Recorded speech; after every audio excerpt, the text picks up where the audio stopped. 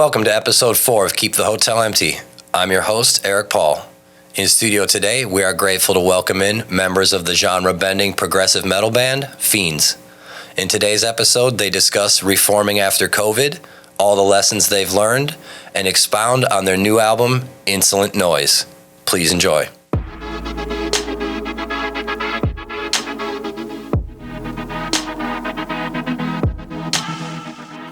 Welcome to Keep the Hotel Empty. Today we've kept the hotel empty to welcome in Brandon and James from the fantastically heavy and beautifully brutal progressive metal band, Fiends. Welcome, gentlemen. Really good to be here. Thanks for having us. Thanks for having us, man. So, I know you got a new record coming out. I know you got some shows you're going to be doing. I know there's a lot happening in the world of Fiends right now, and I definitely want to get to hearing all about that. But for the people that are unfamiliar with you, can you take us back to when your hiatus kind of ends, coming out of the COVID and weird time for everybody, and where you're at now begins? You want me to go start with that? We were live on Instagram earlier, and we were talking about something similar with our we call them Fiends. We call our fans Fiends. Awesome. So we're all Fiends. But I think pandemic was a really important time for not only us as musicians, but for a lot of people. Really gave us a chance to figure out what we wanted to do in life, what we didn't want to do in life. And, you know, coming out of a time where we had everything stripped away from us and, you know, the world seemed like a very different place for a lot of artists. It seemed like, you know, things were never going to be the same again. That being said, during that time, I think it was very inspiring for us as artists.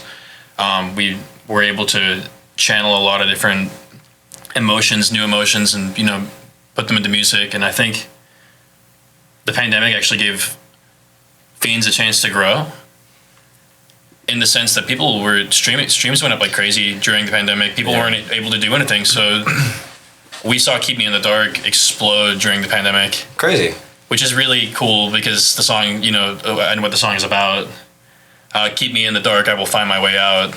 It's a very self-deprecating yet inspiring. Very empowering, very true. Yeah. Especially true to like the reality of the world at the time. I think we all kind of felt like we were in the dark. Yeah. Yeah. Seriously. So it's cool that, you know, our message was able to shine through during that time, and people picked up on it, and the Spotify algorithm picked it up, and it was really tough before that to know where and what Fiends was going to do, but we never really stopped writing music for Fiends. We found our way back into rehearsals, and we started opening up some demos. We had songs written from After Me Time. That we started digging into some more. Teleprompter Dreams is one that's on the upcoming album. Yeah. Also, Soft Light, that was another one that was written pretty early on. When we started writing again for this record, we were digging into old demos on his computer and stuff, and it was stuff that was written like 5 years ago. 2018. Yeah. Like stuff that was already in the bag, and we were like, oh, this is sick, let's just pick up from here. And it was kind of, I mean, looking back now, it was a pretty easy transition to go into the new record, but it was like a year and a half of like rekindling friendships. Yeah, that's the thing. You were inactive for how long? 20, I think, 18, like, so just a couple years? Like 2 years. Two solid years. 2 years of finding ourselves and finding ourselves for sure. So was the rekindling of some of the older singles on Spotify what made you think, hey, we're going to do this again, or was that always the case and that was just the timing catalyst? You brought everybody back together. Yeah. He reached out and was like, yo, long story short, like, one life, bro, like, we have a thing. Right. Let's do it. Like, let's do it now. Like, this is our shot, you know? And it'd be such a freaking waste to, you know, not put your all into it. Yeah, and this new material definitely reeks of that. Thank you. So when you start rehearsing again and you start writing again, you're digging through the old stuff, and that's starting to feel familiar right away? Absolutely. I mean, yeah, second nature for sure. So at that point, are you thinking, okay, we're definitely going to do another record, we're back together again? Was it feeling it out, or was it pretty much we're going right out of the gate, it felt good right away? It felt really good right out.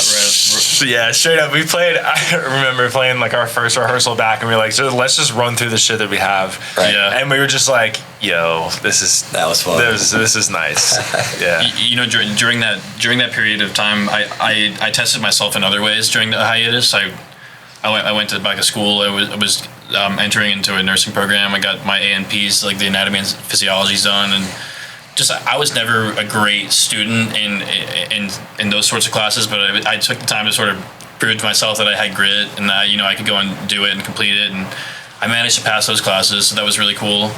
But I found myself chasing stability over like what I really wanted to do. Right. It seems like advantageous to find yourself wanting stability in life through job security, financial security, all that.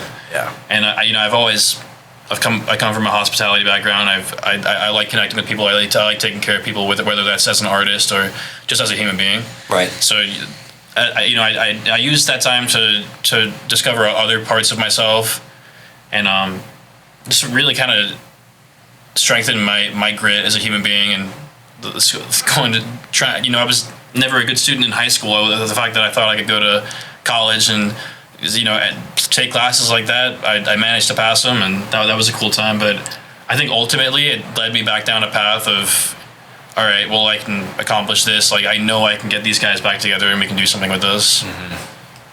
So how much did pushing yourself and going a little bit outside the musical box, how much of that were you able to take back when you're writing now? Because I can tell these songs, they've definitely got a lot more to them in all aspects. But more anatomy, more physiology. Yeah. It's true. Funny. Yeah. True. Yeah. They're a little bit more thought out and constructed and intentional. Very intentional. But visceral. Like these, we felt these songs. Like we were talking about this the other day too. The way we named the songs even comes from just purely the experience of how it made us feel, and we use 2 words, just a couple syllables to describe the way that it made us feel. Like Rhino Beach, for instance. Right.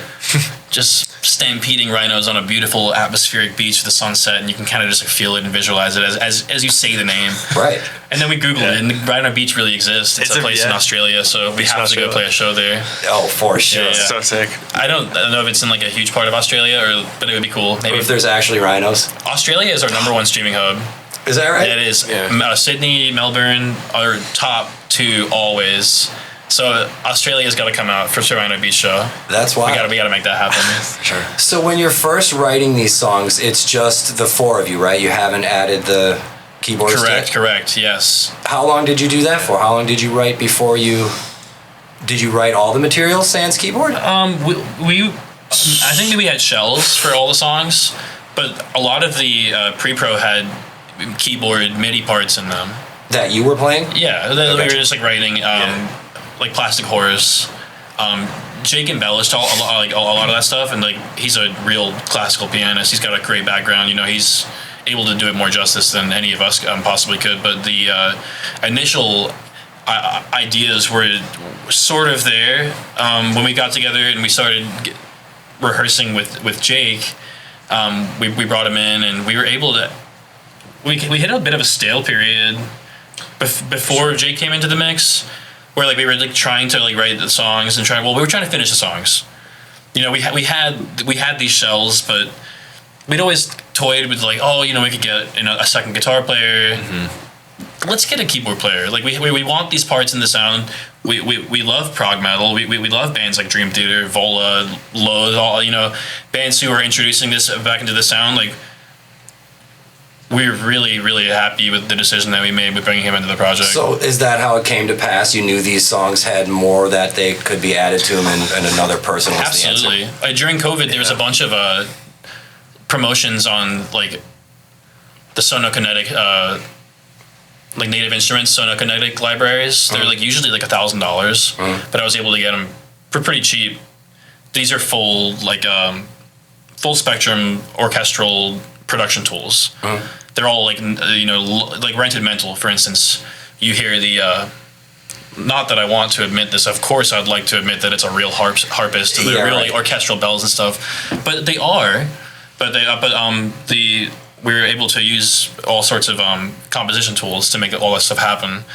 And the fact that we were like digging into all this stuff like in pre-pro, like we need to have this element. Right. Like we need the keys on stage. Yeah. Like we need someone doing this. Like I see, dude, there's so many bands that have MIDI and have keyboard and have synths that don't. You can just hear it playing through the speakers. Yeah, such a bummer. It's a bummer. Yeah. Like, so that was one of the things I wanted to ask you a little bit later on, but we'll get here since we're here right now.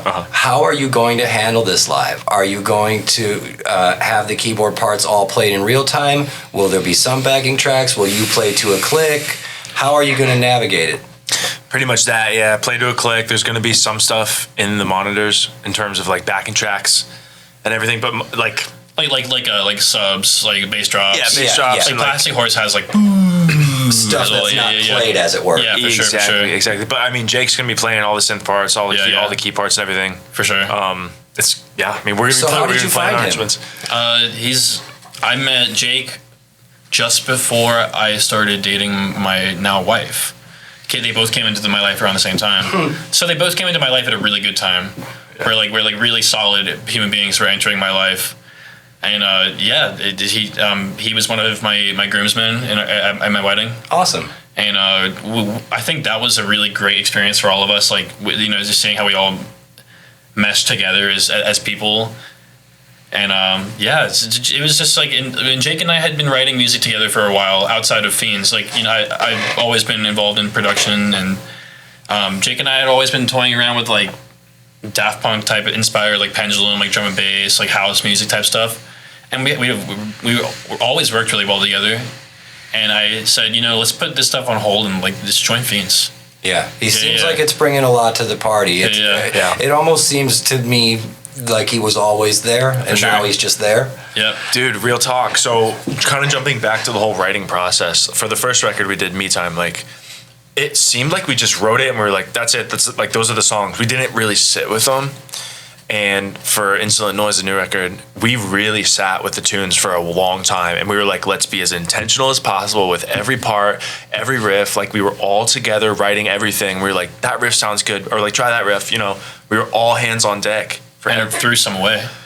So talk to me about what that process is like now for you with a different member, and now you can bring in these atmospherics. And the other thing, too, is your vocal duties have developed quite a lot, it seems. Yeah. How do you make the decision which part's going to be keyboards and atmospheric, which part's going to be something that you can be featured on vocally, and where Garrett's going to come in and kick some teeth? Because it seems to me like you could, if someone didn't have like you said, a deliberate intent on this, you could interchange those parts. It would get hard to manage all the different hats, and you seem to do a really good job at managing all the different hats you guys collectively bring to Fiends, and I'm wondering what that decision-making process is like. We all click really, really well together. Sure. And usually it's pretty unanimous. We trust each other. We trust each other, and we're all on the same page for the most part. If somebody plays something, we're all just like, yeah, that was sick. Nothing is ever like for me or for Brandon. Like it's for the song. Mm-hmm. We can all come to a unanimous decision. There's an unspoken language and something that we all share together, where we know what Fiends is, what Fiends should sound like. Like there are decisions that are made just based on like the way that we foresee it. It's an intuitive writing. I was literally about to say very intuitive. I think our writing is truly just like we see it, we think it. Like Insolent Noise was the name of the album before we even finished it. It was we saw the way that it looked, we felt the way that we wanted it to feel. We dealt with all of those things before we even put down the brush and called it a day. Right. So I do think that there is and we all respect each other as peers, and we want everyone to have their moments where they come forward, and we want moments where we all come back and we stand together. And all that stands in the context of feeding Fiends as the bigger whole. For sure. So the decision-making process is hierarchy is more rooted in what's good for the song first. Yeah. And everybody sees it that way. Absolutely. It's for the most part. I mean, it's for sure. And I mean, even some things that have been subtracted, like since going into the studio, like ideas that we had that we thought we were going to work, but then we got in the studio and we're like, yeah. Like there's no one felt bad about any of that stuff. Like as a vocalist and also someone who plays bass, taking more of a vocal responsibility on this record, I subtracted from my bass parts because I'm like, I want to be able to play these parts and sing these parts live. I'm not trying to be doing anything gimmicky. It can be easy to feel that way when you're writing music with people, especially as a bass player. I need to turn this part up. Yeah. Yeah. Guilty. Yeah, for sure. I've actually turned into that guy at the show where I'm like, that bass is way too loud. Yeah, I'm like, that's way too loud. It takes a minute to graduate to that stage. It does. It really does. So that was one thing I actually wanted to ask you about too, because I noticed there's a lot of course, odd rhythms and syncopated rhythms where you've got nice whole note drags and melody runs over the top of it. How long did it take you, or were you able to, sooner than later, navigate playing those lines and singing those different rhythms? I practice singing and playing instruments, period. Like, a lot. Never independently of one another? I play guitar and sing all the time. I play guitar just as much as I play bass these days. And I use my fingers for the most part, so like turning my right hand into like a percussive rhythmic vessel it is a muscle memory that I've really started to develop over the past 5, 6, 7, 8 years or now. Always looked up to guys like Geddy Lee and Sting and guys who just do it so well. Yes. Great examples. For sure. Like both those guys, like they have a separation. I think that when I practice Insolent Noise for tour, I do practice the bass parts independently because those parts have to be muscle memory. They have to be built in. Because when we're talking about the 13/8 in Rhino Beach, the 11/8, all of those parts where we mess around and we get into different time signatures, like I just have to turn my whole body into the rhythm. Like I have to move. I have to feel it and create a physical separation from what I'm doing with my voice. And also the vocal parts are written in a way that they're not too polyrhythmic of each other. They're sort of more symbiotic of each other. That like they just work together. Terror Protector is probably the hardest one for me, just because that bass part and then that like main riff is so polyrhythmic. It's so syncopated. Right. The way that it sits on the drum beat right there and then like the beat like that. That's a tough one, but it's really fun to nail it. So how conscious are you in the writing process of saying to yourself, I want to be able to do this live. This is not just a matter of writing it and 100%. recording it. It's extremely important. 100%. I'm a firm believer that if you can't play it in person, you can't play it live, don't play it on the record. It's got to be human, man. Yeah. That's a different approach now. Yeah, for sure now. We're full circle coming back to that, I guess. Yeah, I hope so. And having a real human play keyboard helps that. Mm-hmm. Yes. Helps sell that. Yes. For sure. It's extremely important as a singer too. There's been over the past 5 years or so, there's been this thing going on in like post-hardcore, what do you want to call it? Modern metal-ish. Where these active metal? Yeah, where these singers are singing and screaming in this range where I go to see them play it live and their voices are gone by the days I see them play it. Yeah. What? So like, I wouldn't name drop any of those bands. I think it's rude. Yeah. But it's always something that I'm looking at. It's I'm sure that like it's got to be really stressful as a singer going out on the road and like writing these parts that you can nail a couple times in the studio, but then you go out on the road and it's just impossible. Yeah, it's freakish. It doesn't have to be like virtuosic or a virtuosic. Yeah. It's it has to be what's right for the song. Just singing a note up because you think it's more impressive doesn't mean it's better. So this serving the song mentality overarches everything. Yeah, we Insolent. I didn't take any vocal rest. And there was no days off for Insolent Noise, and most everything you hear on the record is first take.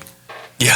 The vocals sound great. The production sounds great. Talk to me a little bit about that, because the recording process was a little bit different from your last go around, right? Completely. Yeah, very different. We got to. More or less got to take our time. Like for drums, it was a full 10-hour day. But how did you do it? Was it acoustic kit and triggers or electric kit, and what was your process? Well, pre-production. We started by recording all the guitars ourselves. Oh yeah, word. Yeah, we recorded all the keyboards, all the guitars, all the bass, and we had a MIDI drum track. Okay. All the MIDI drums. A MIDI drums tracked, and we That you played, or you just had stuff in there as placeholders? Programmed it as placeholders. Gotcha. And then, yeah, but they were written like in mind with what we had. Yeah, like yeah. they were supposed to serve as a mirror copy of what we had practiced and rehearsed. Okay, cool. You know, they weren't just like selfish. Like there's all these memes going around about like when the guitar player writes the drum parts, and I send them. I send them to Brandon all the time. But cracks me up. But when I track the MIDI for the drums, it's Brandon playing them. You know what I mean? Because otherwise, otherwise, what good is recording guitars parts to it? You're right. That's You know, where I'm going with because this. the How do you guitars and the navigate bass that? were all written. They were all recorded. The finals were recorded before we went track the drums. Yeah. So when he went to the studio and started playing the drums, like the final guitars, the final basses, pretty much all the final MIDI and all the keyboard stuff was already written. recorded. If you listen to the pre-pro demos of Insolent Noise before we went into the studio, it's still pretty much the same, Just with MIDI drums. just with MIDI drums. Yeah. Yeah. And you retract the vocals, though. We didn't No, track vocals at all. I For guess- the demos, no. There No, was for the no demos, Oh, okay. no. We used the demos as a way to like make sure that we could practice them and be ready to go into the studio. Yeah. Studio is literally just like drums and vocals. Drums and vocals, that was it. And then Reamping. we recorded a keyboard solo for Teleprompter Dreams. Oh, yeah. Because it was just so sick. Which was, and then Plastic Horses recorded the synth. No, we did that one. We did that. We did that one in the home studio. Yes. But yeah, we don't. But like, I don't want to discount the fact that we still spent 2 full weeks in the studio with Austin. Right. Like Yeah. we spent a full week on drums. Yeah. We spent a full week on vocals. Like literally put the time and the 10-hour money days. where it counts. I was going to say, you Yeah, afforded yeah. yourself the chance to do Yeah, that. it's like Alex and I are guitar players, and we both engineer and produce on the same software. So we were just consistently like mapping things, creating the pre-production tracks, and making sure they're perfect. And then recording guitars and recording bass in the studio is just a waste of time if you know how to do it yourself. I mean, these days, if you're gonna spend money on like having somebody else quantize it for you, like seriously, I spent hours, days, weeks on that stuff. Nitpicking, and I was able to do that and it's on my time. Yeah. No. You know what I mean? Because the record would have cost 2-3 times as much. Can't even imagine. Well, And it would have taken another month to sit in there and Well, it just all depends on what you're trying to do, as well. yeah. Well, Like, one thing you're trying to do is get your record out. So, and I know a lot of people Sure. get mired in that, and then they lose their momentum that you guys clearly did not lose. So, what was the timeline like between when you get these songs written and when you start recording? Was when you got them written, and it's like, Well, we started getting the songs back. I mean, in comparison to how long it's been since we started getting everything together for the release package, Dude, the songs we've had for a long time. We went into the studio last year, literally last August. in August. Oh, okay. August of 2022, the album was recorded and finished. Yeah. Okay. So we've had them. The album releases September 1st, 2023. So that's over a year since we've recorded it. We sat on the masters for a while. We didn't want to rush it out because we wanted to get good content for it. And we wanted to be able to afford good content for it. Yeah. You don't go and spend thousands of dollars on recording an album and then just drop it. you're right. You can't make all that effort. Yeah. Well, because we've built a brand that is reliant on good artwork. We want we want the best artist to do it. Who's Amber Cross, Blue Bug Design. That's who does and has been doing all of Fiends artwork, and we wanted a lot of artwork. So we have to be respectful of their time as artists too. Right. Music videos, Joey Durango. We wanted to make sure that we had his cinematic qualities. He brings a lot to the table. Yeah, so let's actually shift gears right there real quick. Joey is great. Shout out Joey. His videos have always been awesome, Yeah. and actually you guys were the ones that got me introduced to him. Talk to me about this last video because that seemed like a real step up. Plastic Horse. Yeah. Yeah, that's interesting. And I totally agree. Because we recorded Terror Predictor and Plastic Horse in the same weekend. You did? Yeah. Back to back. Back to back. Yeah. 2 days. Dang. 2 days apart. Yeah. Wow. And we went down to Miami. I said Miami. Miami. Went down to Miami. We stayed at the Spring Hill Suites, which we always stay at Spring Hill Suites. Shout out Spring Hill Suites, Marriott. we then Bomboy boys. They got the free coffee in the lobby. It's just great. Extra fresh towels. And dude, they got the nicest sweets for the boys. The sweetest sweets. It's just the sweetest sweets. Yeah. So yeah, we're at the Spring Hill Suites. We check in. And the next day we wake up. We go to the house that we recorded Plastic Horse at, and it's this old historic home. That was so cool. This mansion, really fancy, and just like really kept. Yeah. Really unique inside. All the furniture and all the paintings on the wall just fit the vibe for Plastic Horse. Beautiful, very elegant. Yeah, so, it's a great video. Yeah, that was A-roll day because we ended up filming a lot of Plastic Horse in Venice, which I'll get to. But the next day, we filmed Terror Protector in a film studio. There was a bunch of different sets. Super cool that we were able to like utilize all their lights, all the different like soundstage type, pieces.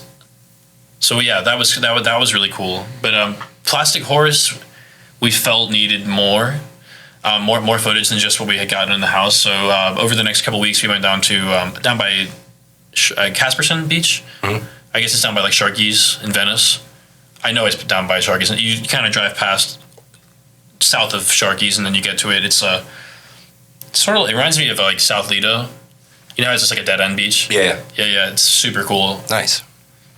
In terms of like the videos themselves, we curated outfits. Like wardrobe was very intentional. We wanted we wanted the vibe of the video to match the vibe of the song. Shout out Express for real. Yeah. So Express had like it's interesting because like they just so happened to have all the stuff on the sale racks in the same day. Like we hit it once and we were like, this is perfect. We got everything we needed. Yeah. Yeah, for sure. It was so dope. I guess it's all stuff that like people. It was all stuff that we wanted for our videos that maybe people don't wear on a regular basis. Right. It's like kind of because like the stuff kind of looks period. Almost like the stuff that we're wearing in the video looks like I don't know, like Gatsby type era. It's got a vibe top to bottom. Cool. That was the goal, was to literally just have everything be its own independent It exists story. in the Fiends verse. Yeah. The Fiends Gentleman video. Yeah. What is now the nucleus, as it were, of the Fiends verse? Because I see bits of where you guys could come from, and I see bits of where you're trying to show everybody where you want to go and where you're going. What is the vibe? It's like I said when I first introduced you, you're fantastically heavy and beautifully brutal. Yeah. What's the line like? What's the nucleus like? It's everything, bro, and it's constantly changing. It's exactly what we are and what we're trying to express at the time. Whether that be super swag, if we want to do oversized shirts, if we want to wear studded up overalls. I mean, like the whole black thing in a metal band is been done. And I think it's nice, it's very professional and everything, but like we just name up and down right now. There's nothing. This is my life. There's nothing wrong. There's nothing wrong with it. It's just like we want to be as expressive as we are as people, and we want that to resonate with. Yeah, you guys are not, and I don't mean this as a negative to anybody else, but you're not exactly your garden variety metal guys. Yeah. No. Yeah. So how is it that you're going to get that across to people, even though you have all the familiarity of progressive metal that everyone loves, for lack of a better term? I think we're kind of in a gray area. Yeah. And I was talking because we're going crazy trying to just like keep our schedule full and like book all these shows, and like when we find ourselves like every band that if we're on the bill, it ends up being a mixed genre show. Always. Immediately. Always. Yeah. If it was a deathcore show and then Fiends comes on, now it's a mixed genre show. do you know what I mean? Yeah, definitely. Because it's like 100% know that one. But we're cool with it. I mean, I think that there are other bands out there who have kind of they've made their, I guess, walls. They've knocked them all down, and they just exist in all the like in this weird area where the audience tends to sway melodic sometimes, and then they sway. It's like Warped Tour kids. You know how like you go to Warped Tour and you're like, I'm really excited to see this death metal band, but I'm also really excited to see this pop punk band. Right. It's like we were those kids. You know, like we were those kids. So yeah, our band became a vessel for all of that. Yeah, just try not to fit the mold, just do what we want to do, basically. So then the vibe is to try to more or less represent limitless expression, limitless freedom as people, instead of having to be like, we're guys dressed in black. Yes, well said. I just went to go see Between the Buried and Me with Thank You Scientist and Rivers of Nile. Yeah. So Rivers of Nile, super like heavy band, but also has some crossover. Thank You Scientist, proggy, pretty clean, not super metal. Between the Buried and Me, kind of a little bit of both of those things. Definitely a super inspiring band for me and for some of the other guys in the band too. Always like dug the fact that they never gave themselves any walls and boundaries to play in. Yeah, for sure. Like they want to write a rock song. I mean, it's about storytelling. Or write, dude. And I think progressive metal is all about that. Mm-hmm. And I mean, if you like, you can label a band progressive just because you can't put them in any other genre. All of a sudden, they're progressive because they're rock 1 minute. They're like they are like mathy and proggy at some points, and they're writing things in different time signatures. But then they're also like kind of genty, kind of like groove metal, kind of all these things. It's because it's the way that we tell our stories. Right. We love movies. We love films. We love like having like this like audio visual representation in our own heads when we're writing music, and it's like this part is like this is like the battle part. Yeah, it's gotta feel like Doom. You know, like Terror Protector, like that part is like we're emulating like our inner Meshuggah during those parts. You know, and then when we get to the chorus, like those major 9 chords, that's Geddy Lee. Yes, you know, you can hear that influence. Not necessarily Geddy Lee, but that more 70s prog. Voicings. like the voices, like the chord phrasings, all of those things. And then the part that comes after the Waiting to Die part is like volumes, or Periphery, or like some of these more modern like genty bands. And then we change the lens again. Because I mean that song is the story is from feeling so horrible about something and just putting all of your anger and all of your hate into something, and then everything just drops and you're just you have to surrender to the sadness and to like the pain that you've created for yourself.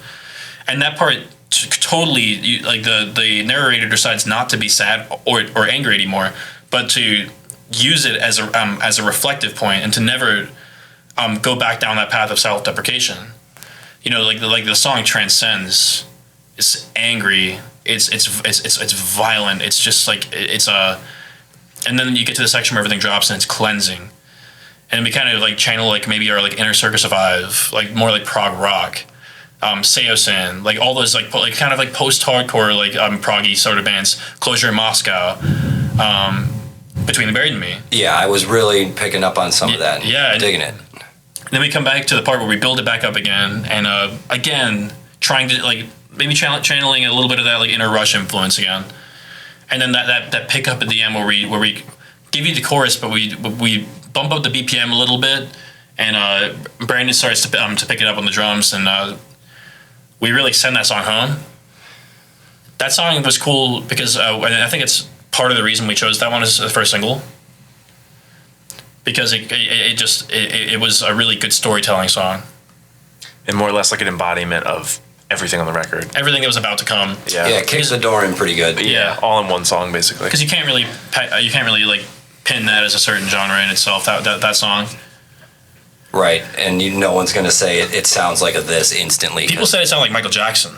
Good, which was great. Yeah, straight out the gate. Which was great. That's perfect. Yeah, because that's like.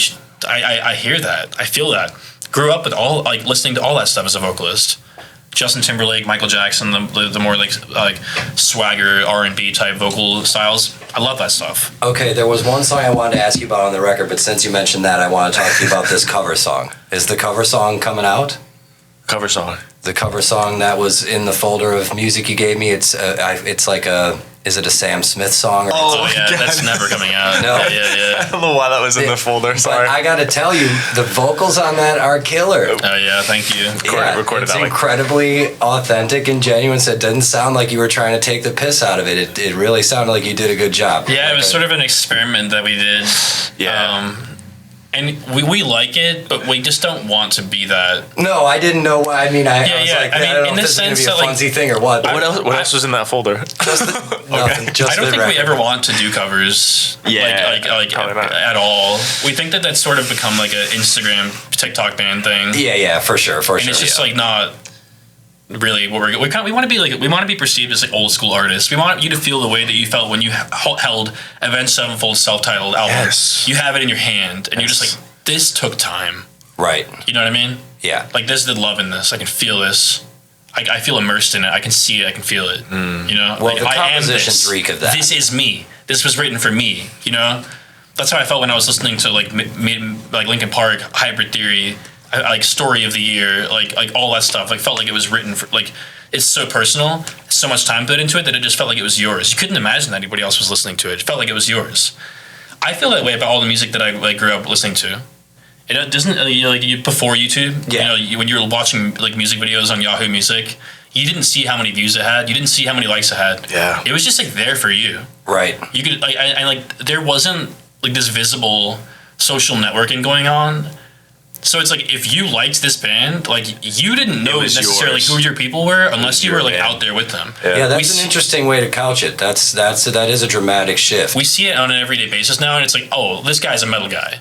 This guy's a so and so guy. You know, you can kind of like read people a little bit differently now, just because like we're taught to present ourselves that way now. We have these easily accessible profiles that people can go on and see exactly who you are, how you want to present yourself, the bands you listen to, who you follow, what you like, what you don't like. Yeah. Right. And I feel like something about like growing up with like music, like when the internet was getting started, but not quite developed to the degree that it was, because I'm 28, we're 28. I feel like things were changing when we were growing up. I had a CD player, you know, like when I was a kid, like, you know, what was the biggest I thing? didn't have cassette tapes, but I had a CD player. Went to FYE and bought CDs. What was the first CD you bought? First CD I bought, I'd have to think.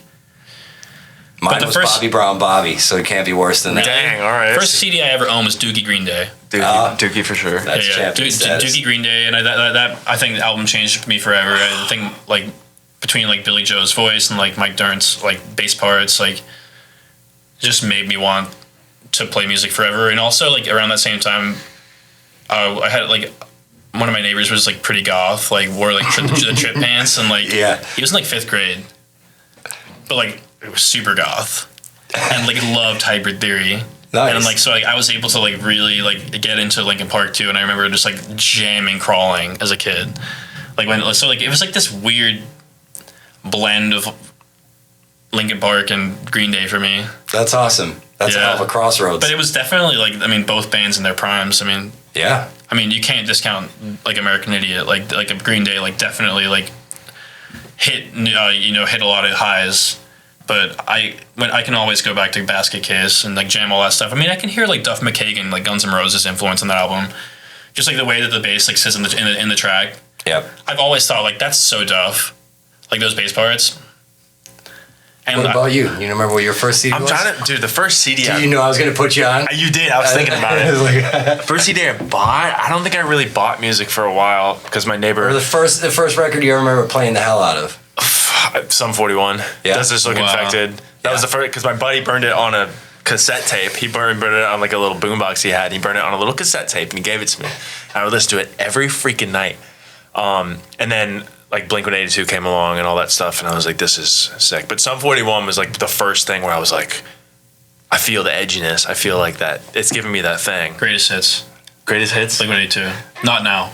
Not Now for sure. That was later. That was later on. But yeah, Not Now is a good song. Okay, so that was the stuff that got you guys jumping off. That makes good sense. Yeah. What is it you said, film influences you, and I know I'm sure you're drawing influences from all over the place, especially with all the art you're both doing. Oh, yeah. What was some of the big stuff, movies, TV shows, bands you were listening to as you were writing? What was some of your inspiration, fuel back a year ago? The Lighthouse. The Lighthouse. What's that? The Lighthouse. Robert Pattinson, Willem Dafoe. Yeah. I don't know that one. It's an A24 film. I had to turn it off. Literally, like near the end, I had to like shut it off. It's you got to check it out. Like Rhino Beach was inspired by that film. Cool. Rhino Beach was also.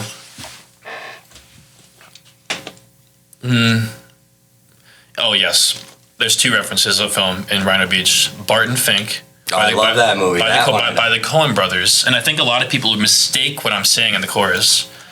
It's go tear apart the sky beyond the life of mind. It's not beyond the life of mine. I mean, it's fine. I think it's great if that you can misinterpret it to that. Yeah. Because it works either way. Right. Yeah. But it beyond the life of mind. I will show you the life of the mind. Yep. John Goodman going down the hall. And I'm watching Gemstones right now. The one one of his shows that he's in. Oh, cool. It's a really good show.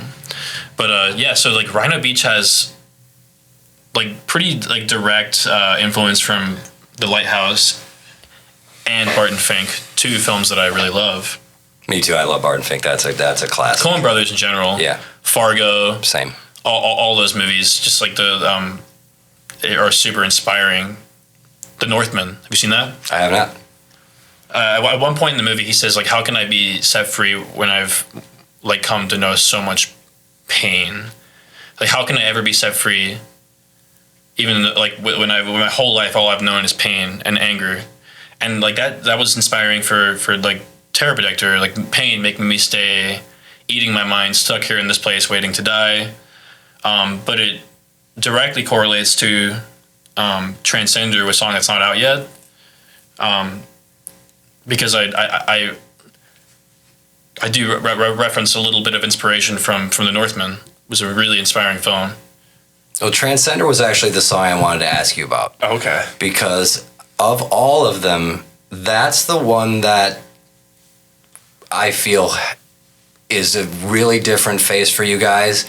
And that chorusy bit where it gets a little bit more accessible, for lack of a better term, is freaking incredibly powerful. Cool. Fuck yeah. So take me through a little bit when you're writing that one and recording that one, because it had to feel a little different, didn't it? Yeah, that song's really interesting because I feel like it's like our heaviest and our most melodic song. Yeah, I as a listener, I would agree with that, and that's part of the reason why it really sucked me in, because it was tickling all of my spots. That's you know awesome. what I mean? So that's another one, man. The first intro riff, the chuggy chuggy, we've had that one in the bag for years, and we were like, where's this gonna go? What are we gonna do? We jammed on it one day, and I think we wrote that song in like 15 minutes. It just came out. Alex, James, and I, Howard. It comes in like off the one, like it doesn't come in on like the 1, 2, 3, 4, 1. Like it doesn't come in like that, which like was really, it was like an experiment at first. Yeah. Like that main riff. Because we 1, 2, 3, 4, 1. Yeah. Like it's that after weird, we like. Because that's one of the stronger riffs on the whole record. The chainsaw riff. Yeah. The opening riff in that song. Oh, yeah. See, when we were choosing the singles for this, we definitely like had we can.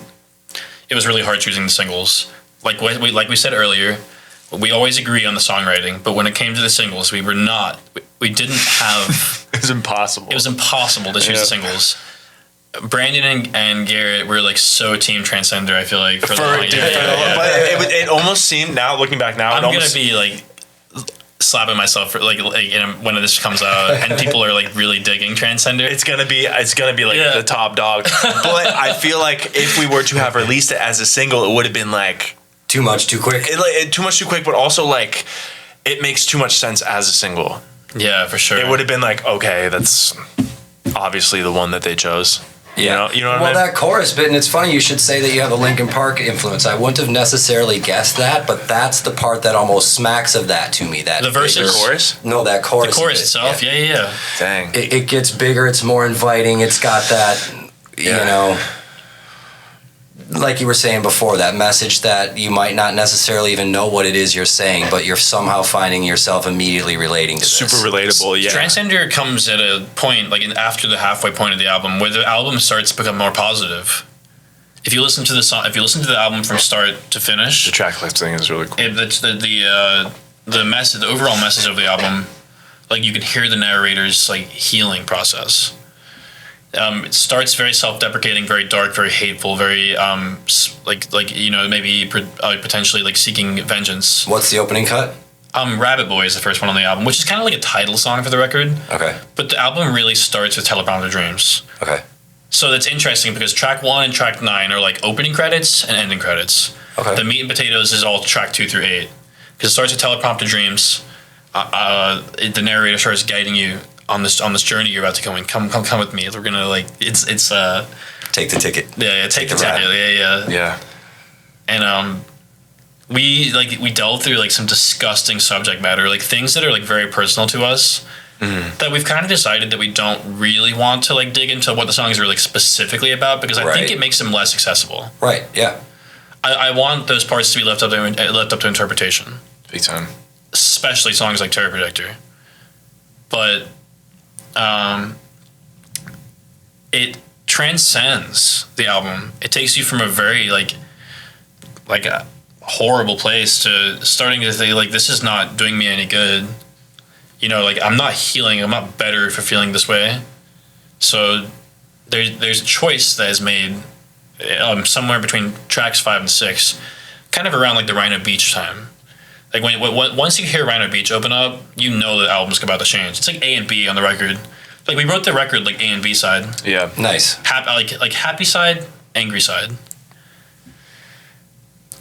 We start to become like more existential and like more at peace and more accepting of who we are as human beings and our place not only as like individuals but just like a part of the human race.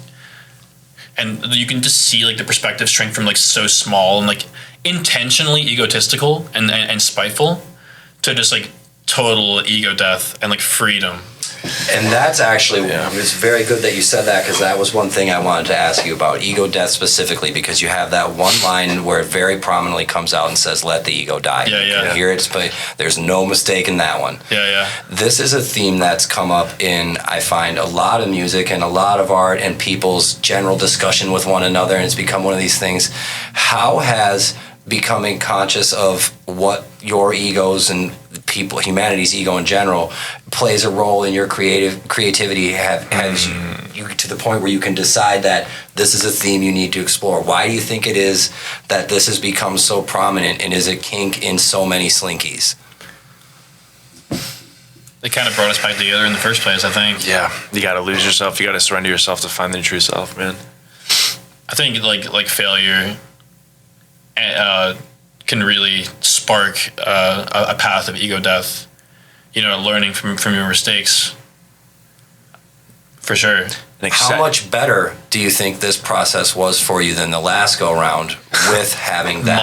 Much healthier. Dude, so much healthier. I remember pre-proing me time like with a bottle of tequila next to me. Yeah, we were in the studio getting drunk. Like, yeah. Just not. It wasn't professional. It wasn't intentional. I mean, it was to a certain degree. We cared about it a lot. I mean, we recorded me time twice. No, I know that. Yeah. Dumped the first one because we didn't like it. Yeah, but so we cared about it, but we were like, I feel like not ready to take the journey that we were. I mean, we had a pretty overwhelming success when that album started dropping, Me Time.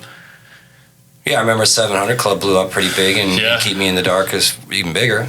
And then immediately we're freaked out. I felt like we knew that like this was going to be on a path of self-destruction if we hadn't put it on a halt.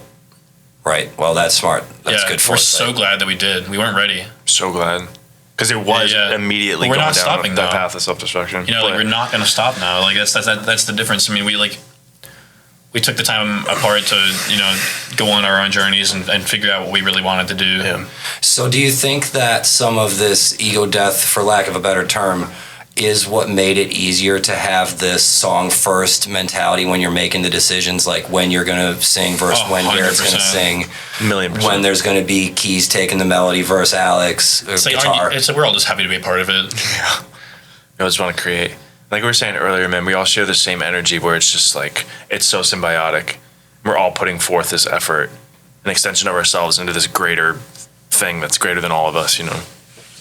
That's such a good place to be at. It seems like as a band, that's a mega healthy place to be at. What is that saying? Like the equal parts are greater than the sum of your parts. That's literally what it is. Yeah. Yeah. That's one of my hugest mantras when I'm producing too.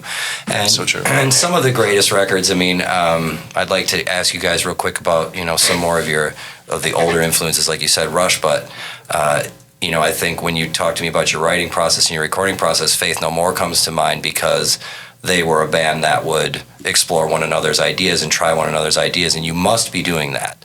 I mean, there has to be a time when you're like, you know, I'm going to put a big vocal here, and maybe Garrett wants to do his part or someone wants to do something else, but you got to be able to draw on making that decision, and I think that's a very curious thing.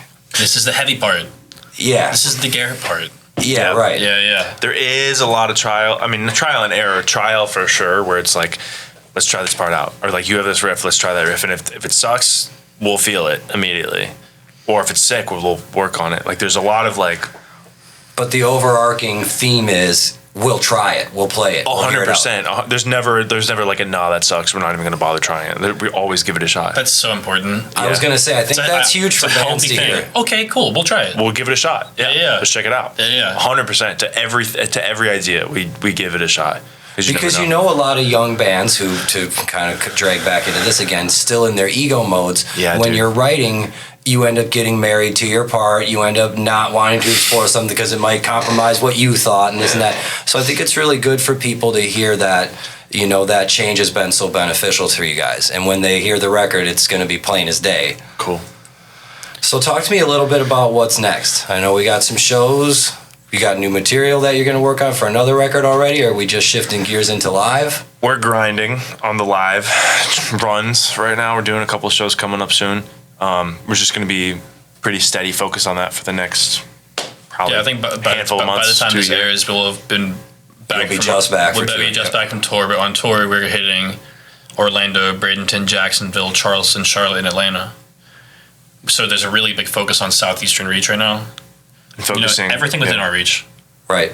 So you guys do have a more of an old school mentality about this. 1,000,000%, bro. I mean, we're so plagued with the trillions of different options to message people and post and everything, and it's so oversaturated that nobody really pays attention to it. And that brings us back to the old school mentality of putting your feet down on the street and walking around and handing out flyers and meeting people and making friends. Like crazy, bro. We're hitting we're talking to people. You know, we're bringing it back to the root of human connection. 2 weeks ago, Brandon and I went to Tampa 2 days in a row because Under Oath was playing with the Ghost Inside.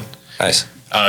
2 shows. We just hit the lines, talk to people, make friends. Up and down the line to make friends and hand out some flyers. That's awesome. Nobody was like, "Hey, man, get away from me." Yeah. No. Like people are, it's uncomfortable to go and solicit people who don't necessarily want to talk to you, but everyone was super kind and respectful, and we ended up getting a lot of good work done too. A lot of people were on their phones just chilling, like. We're just trying to find our people. Well, I guess to sort of answer some of my question, what sets you apart, that's one of the things. Yeah, bro, for sure. It's important. That's how you get work done. We work and then we work more. Yeah, just keep grinding, man. I mean, old school mentality. Somewhere in the middle. Yeah. We stay up pretty late doing like every night. Either communicating or talking about the next move, doing something, because there's always a game plan. There's always something you could be doing to make it better, to make it bigger. So. I mean, outside of all the groundwork that we do, we definitely spend a lot of time with the tools of social media. Right. Mainly Instagram. I would say that's probably the best one. TikTok's decent. Facebook, it's all right. So how do you find what this is a question I like to ask people. You're talented musicians, you're talented composers, you can all do your thing well, and we know that. But what have you gotten good at that you didn't think you were going to have to get good at? Talking to people, dude. I was talking about this last night to a friend. Like, meet me 2 years ago, I know I would have never had the courage to go up to a random group of strangers and like be myself. Yeah? Yeah. It's taken me a couple of years of work to do, man, but now I'm finally at that point where I'm so freaking comfortable in my skin. You seem like a seasoned vet. I appreciate that. Thank you very much. I appreciate that. Yeah, that's a new skill for me. And you got to handle you take the spearhead most of social media and that sort of thing. Yeah, I've learned a lot about marketing, and we've been following a model. Think of the acronym for it. Visibility, connections, offers. It's a VCO marketing tool model. Make yourself visible, connect with your audience, offer them something like music, right, or show. And it's so simple. And was this part of the strategy because you've done 3 singles or 4 singles leading up to the record? 4 now. 4 singles. 4 singles now. Yeah, it's a singles-driven market now. Every time you drop a single, you have an opportunity to playlist pitch it. Right. If you drop an album, you can only pitch one. So anyone in bands that's about to release music, treat it like the rap game. The rappers drop one single at a time. That's why they pop off. They don't drop a full album, and it's like chances are a lot of these albums are chock full of singles. You want to make sure that they get as much attention as possible. So we stretched our release out to 5 months. 9 songs, 4 singles, 5 songs more when you get the record. How hard is that? Do you have any like cognitive dissonance with that when you did put together a whole piece of art that is meant to be heard, all 9 songs at once? You know, track 1 and 9 are. That's why the singles were hard to choose. Right. So do you feel like this cannibalizes the experience when they get the other 5, or do you feel that it's just a necessary evil and whatever it causes, who gives a shit? It's a bit of both, unfortunately. Fiends season is longer because of it.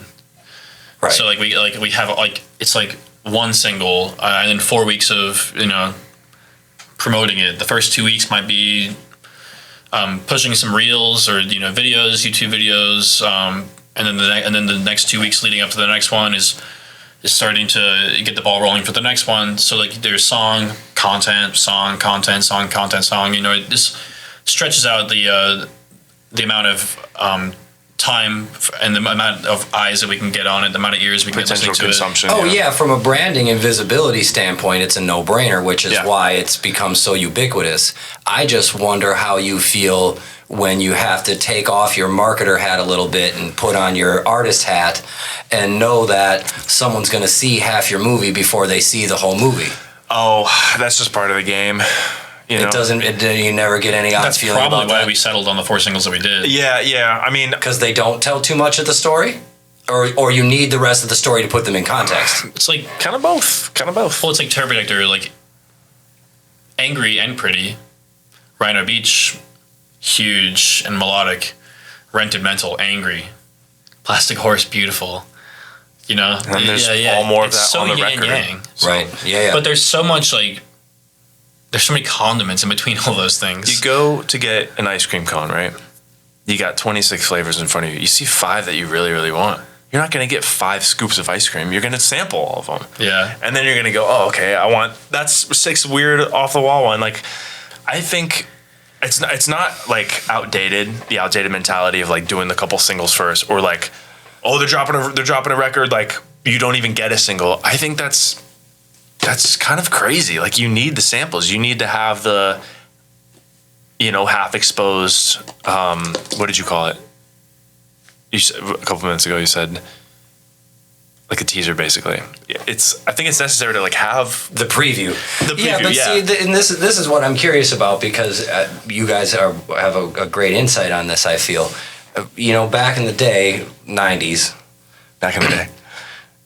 you always released a full album. Yeah. And if you had 1 lead single, that was standard. If you had 2 lead singles, then you knew they were really trying to hype this record up. Dang, yeah. But nowadays, having, like you guys do, we have up to 4 or 5 even lead singles before a record drops, depending on what the length of the record is not at all uncommon.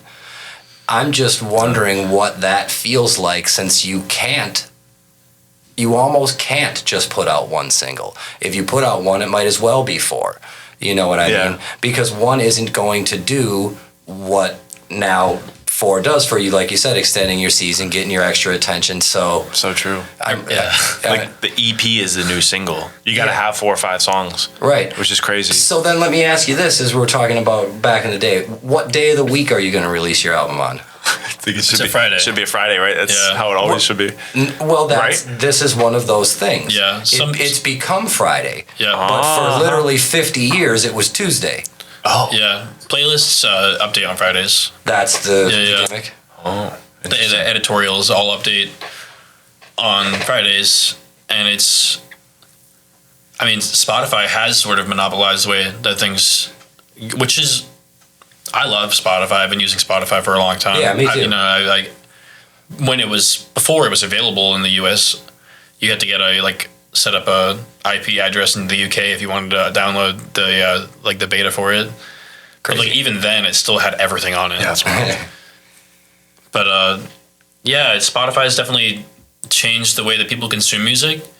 People's attention span is way shorter It's insane. But also it gives audiophiles and people who really love music the opportunity to really discover and just dig. And sometimes I just do that.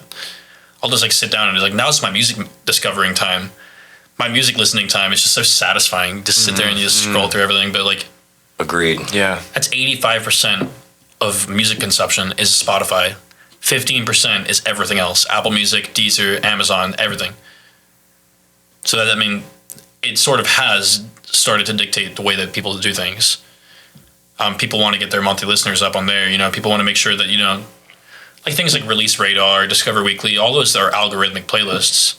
So you have to, just like with any social media, algorithms have consistency in posting. So like putting out a single a month is like shows consistency. It gives it a chance for people from different audience groups. Also, another part of what we chose the singles for was like, which part of our Fiends audience does this song serve?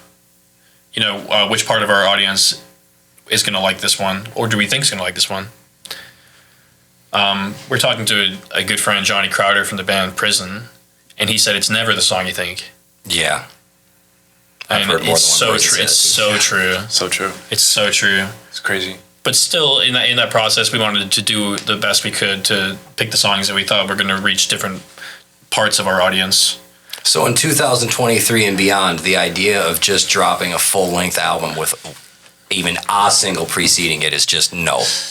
Depending on the level where you are at your band. I mean, if you're way up there, you can do that and get do whatever you want. I'm saying, let's just say for your next record. Oh, dude, yeah, that wouldn't even be suicide. on Suicide. It'll probably be the same thing. Yeah. It'll probably be 4 singles and 9 songs again. Yeah. We like 9 songs. We think it's very AC/DC. I mean, nothing wrong with that. Yeah, we just think it's like perfect. It's an odd number, which is really nice. It's a good number of songs. Yeah, 3, 3, and 3. It's like 3 groups. It's like, you know, the beginning, middle, and the end. Yeah. So, you know, it just feels like a really nice. I know some of our songs are 7 minutes long, you know, so.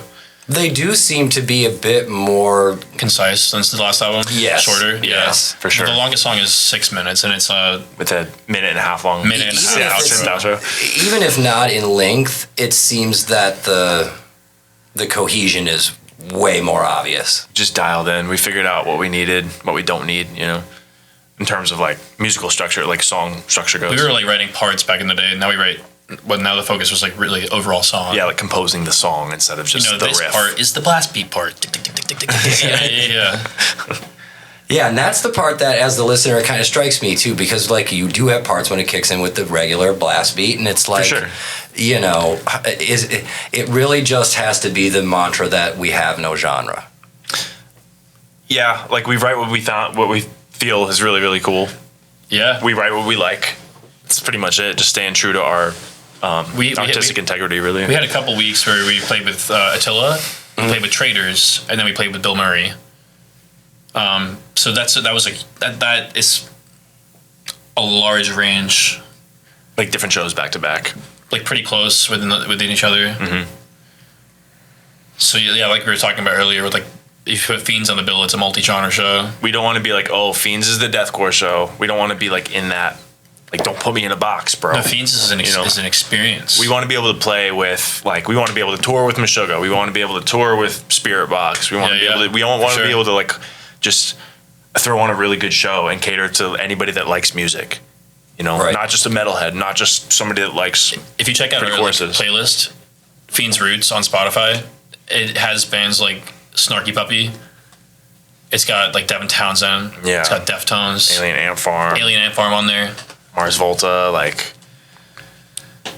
all of those I can hear in your music, even when you don't sound like them. Yeah, that's sick. That's cool. Like Delau's in a Comatorium, Mars Volta, like one of my all-time favorite albums. Forget about it. Yeah, yeah. And I got that one in a display case at home. Yeah. It's like one of the best albums of all time. Yeah, and it's funny because like I feel like that album must be connected to the universal consciousness because I put it on, and then like a couple hours later, Brandon like posted that he was listening to it. Every time. I feel like that's it's very, very. It's a plugged-in album. Oh my god, dude, that album. If you start listening to it, you're gonna start seeing it everywhere. I'm serious. Yeah.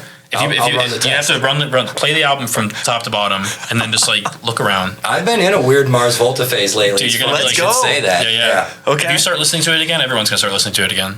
I'm on it. It's so funny. I'm in. I'm totally in. It is. That album is freaking magic. It exists in one of the unseen dimensions that Einstein was talking about. It's part of the Akashic record. Yes, dude. There's a universal string of consciousness that is connected with that album. That album and like maybe like couple. I mean, Science, Incubus. Yeah, love that record too. That song does things weird to the world, to the dimensions. That was a golden era. That's a whole different discussion we could have for sure. Yeah. Yeah. So then the ultimate goal for you guys is to just try to get on some more shows. The next year you're going to be more focused on touring and staying behind this record and not pushing out new shit right away. Yeah, but we'll absolutely get there. Like when recording music, it takes a lot of time and a lot of money. So when we have the time and the money to do it, we'll do it. And you're writing consistently anyways. Yeah, just out of the nature. We probably already have half of the ideas for the next album done. Pretty much. Yeah. We don't stop. But we get inspired. We do it. We exactly. write. The inspiration will come when it comes. We'll write when it's supposed to happen. Well, Yeah. it definitely sounds like you translated this inspiration lately into some really empowering songs.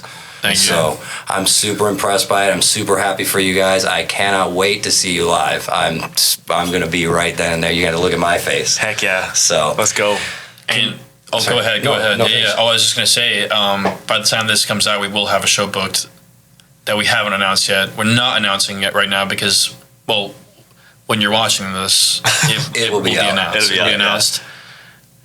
But today, talking about it, we haven't announced it yet because we have this tour coming up. Right. But we are going to be playing a big festival in St. Pete Sweet. on Friday the 13th in October. Oh, well. And there's I'll a be lot there of great too. bands on that's going to be so sick. It's going to be dope. Cool. Well, gentlemen, congratulations on everything. I'm so stoked you were here. I appreciate you making the time, talking about your past, talking about the record a little bit. I can't wait for what's coming next, and I can't wait to have you back. I know it'll happen. Thank you so much. Thanks, All brother. right. Love you guys. Love you too, man. Boom.